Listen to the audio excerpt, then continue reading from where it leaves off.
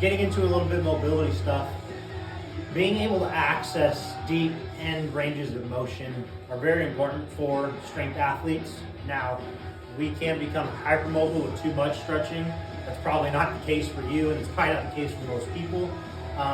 Being hypermobile to the point of accessing too much end range can be detrimental.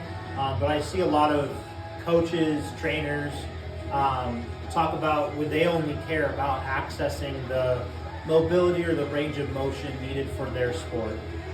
I disagree with this a lot because life is very unforgiving and life's gonna twist you up like a fucking pretzel if it can, right?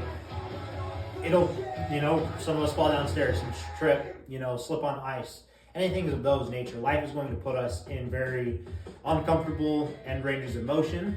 So if we struggle to access those end ranges of motion in daily life, we're going to struggle in the gym, or we're going to rely on the weight to help get us there, which I know I've talked about can be of benefit, but not to the point of having to use extremely heavy loads to access those ranges of motion.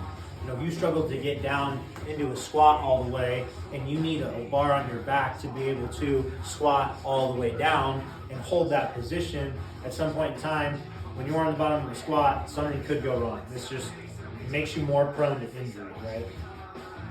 So being able to access certain things like a full depth squat, being able to hold it and even move side to side per se, being able to properly hinge, bringing our chest down to our toes, being able to lunge without assistance, pressing overhead, getting our arms fully locked out, having things like scapular control are going to play very big roles in a strength athlete's career, because when you can access these end ranges of motion comfortably, you're in control of those positions. It's going to allow you to not only move more weight because you're going to be able to control a weight through a fuller range of motion, but it's going to protect you from injury per se.